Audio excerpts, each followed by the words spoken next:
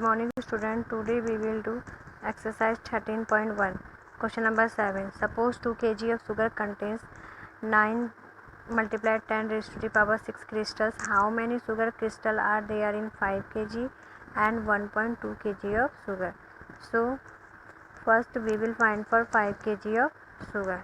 So in 5 kg of sugar, let the number of crystal be x. Now we will draw table weight of sugar in kg and number of crystal. So 2 kg में 9 जो हमें first given होता है, मतलब दोनों quantities में होगी, first table में वही लिखेंगे 2 और नंबर ऑफ क्रिस्टल 2 kg में 9 multiply 10 raise to the power 6 and 5 kg में कितने नंबर ऑफ क्रिस्टल हैं, एक्स लेट कर रखा है हमने. नाउ वी विल फाइंड ये डायरेक्ट प्रोपोर्शन का या इनडायरेक्ट प्रोपोर्शन का. देखिए अभी तो हमें पता है कि ये डायरेक्ट प्रोपोर्शन का, क्योंकि ये इसमें 13.1 में सब डायरेक्ट के हैं. लेकिन अगर जब ये मिक्स आएगी तो हम कैसे आइडेंटिफाई करेंगे. तो देखिए देखो 2 kg जब शुगर है, क्वांटिटी हमारे पास 2 kg है, तो 9 multiply 10 raise to the power 6 crystal बन रहे हैं. अब क्वांटिटी बढ़ गई है, अब 5 kg शुगर हो गया, तो नंबर ऑफ क्रिस्टल भी बढ़ जाएंगे. तो देखो एक चीज़ बढ़ रही है तो दूसरी भी बढ़ रही है. तो ये किसका है, डायरेक्ट प्रोपोर्शन का क्वेश्चन है. तो formula x1 upon y1 equals to x2 upon y2. Now put the value x1 is 2 upon y1 is 9 multiplied 10 raised to the power 6 is equal to x2. x2 is 5 upon y2 is x. Now do cross multiply.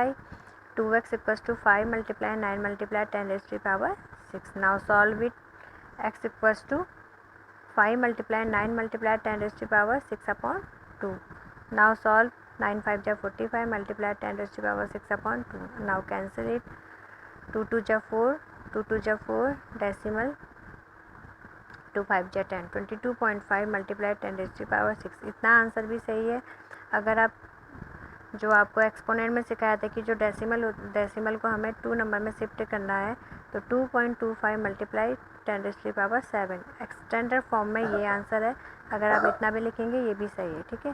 So hand the number of sugar crystal are 2.25 multiply 10 raise to the power 7. Now comes to the next part for 1.2 kg of sugar. Now we will draw a table. So let the number of crystal be y. अब हमने 12 kg में y crystal add कर लिए हैं.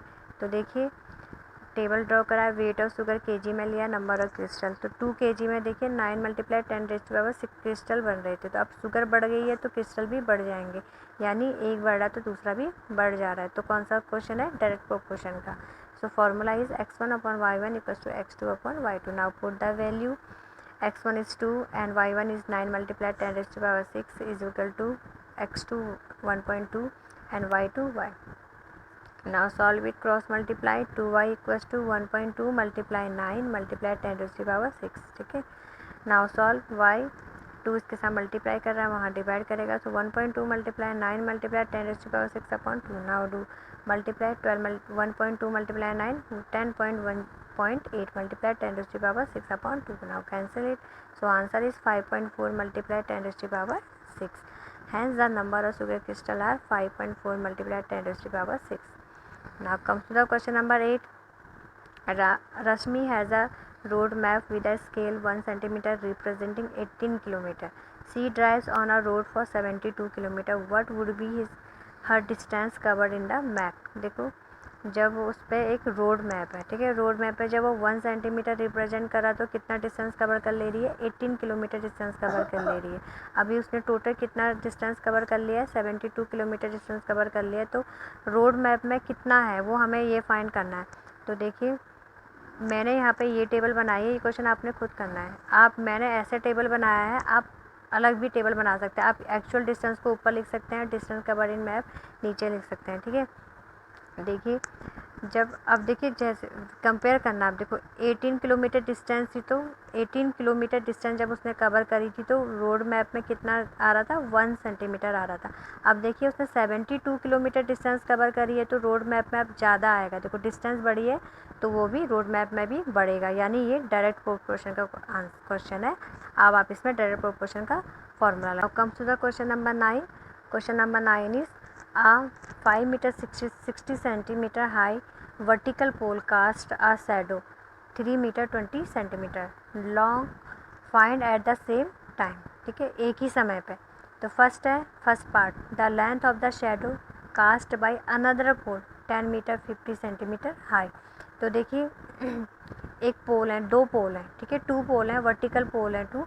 तो जो पहला पोल है वो 5 मीटर 60 सेंटीमीटर हाई है, मतलब ऊंचा है, तो उसकी शैडो कितनी बन रही है, 3 मीटर 20 सेंटीमीटर उसकी शैडो बन रही है, ठीक है। उसी समय पे जो दूसरा पोल है उसकी हाइट 10 मीटर 50 सेंटीमीटर है। तो हमें निकालना है जो अनदर पोल है उससे कितनी शैडो कास्ट होगी। तो हमने क्या करा, जो दूसरा पोल है उसकी हमने शैडो क्या ले ली, एक्स ले ली, मतलब उससे एक्स शैडो हो रही है। तो आप इसमें 1 मीटर इक्वल्स टू 100 सेंटीमीटर मैंने कन्वर्ट कर लिया है, आप भी कन्वर्ट कर लेंगे। मैंने डेसिमल में डाल दिया है, ठीक है। 1 मीटर इक्वल टू 100 सेंटीमीटर होता है, तो मैंने 20 सेंटीमीटर को मीटर बना दिया है, इसलिए मैंने यहाँ पे वैल्यू ऐसे डेसिमल में पुट कर दी है, ठीक है। So the given information in the form, table form में मैं लिख रही हूँ। So height of the pole in metre में and length of the shadow in metre में। मैंने डेसिमल में कन्वर्ट करा है, आप इसको जैसे मीटर को सेंटीमीटर में भी कन्वर्ट कर सकते हैं, ठीक है। मैंने सेंटीमीटर को मीटर बना दिया है, ओके। तो मैंने दोनों को मीटर कर दिया, आप दोनों को सेंटीमीटर भी कर सकते हैं। तो देखिए 5.60 जब मीटर था तो वो 3 डेसिमल 20 मीटर की शैडो बन रही थी। तो अब 10.50 मीटर हाइट है पोल की, तो जो शैडो है वो भी ज़्यादा ही बनेगी, ज़्यादा मीटर की बनेगी। तो ये क्या है, एक क्वांटिटी बढ़ रही है तो दूसरी भी बढ़ रही है। तो ये डायरेक्ट प्रोपोर्शन का formula is x1 upon y1 equals to x2 upon y2. Now put the value x1 is 5.60 meter and y1 is 3.20 meter equals to 10.50 meter upon x. Now do cross multiply, 5.60 meter multiply x equals to 10.50 multiply 3.20 meter. Now यहाँ से आपने अपने आप solve करना कि ये मैंने solve करा है, आप कैसे भी कैंसिल आउट करके, मतलब मैंने ऐसे कैंसिल आउट करा, आप ऐसे कैसे भी कैंसिल आउट करके आंसर निकालेंगे। Answer is 6 metre. मेरा 6 मीटर आ रहा है, मेरा कैलकुलेशन है, आप ये कैलकुलेशन आप खुद करेंगे, ठीक है। Hence the length of the shadow will be 6 metre, okay.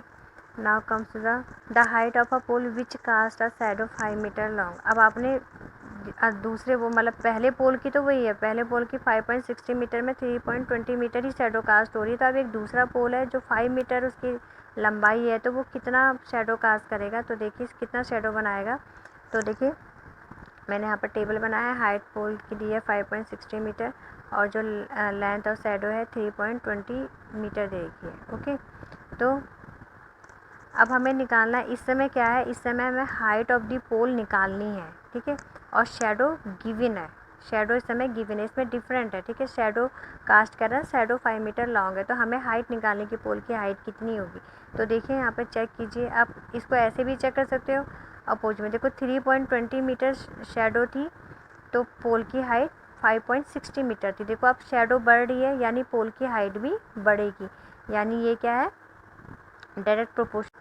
सो ये डायरेक्ट प्रोपोर्शन का क्वेश्चन है। तो फॉर्मूला हमने यूज करा है, we using the formula x upon y1 equals to x2 upon y2. Now put the value, x1 is 5.60 meter and y1 is 3.20 meter equals to x2, x1 है यहाँ पे and y2 5. Now do cross multiply, 5.60 meter multiply by 5 and x1 multiply 3.20.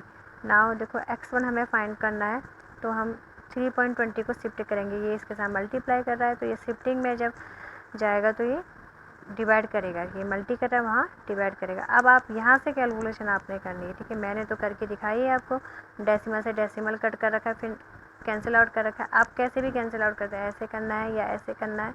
My answer is 8.75 metre, okay.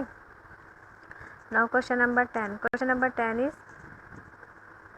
a loaded truck travel 14 km in 25 minutes. If the speed remains the same, speed same है, तो how far can it 5 hours. ये आपने खुद करना है, इसका table भी आपने खुद बनाना है, ओके।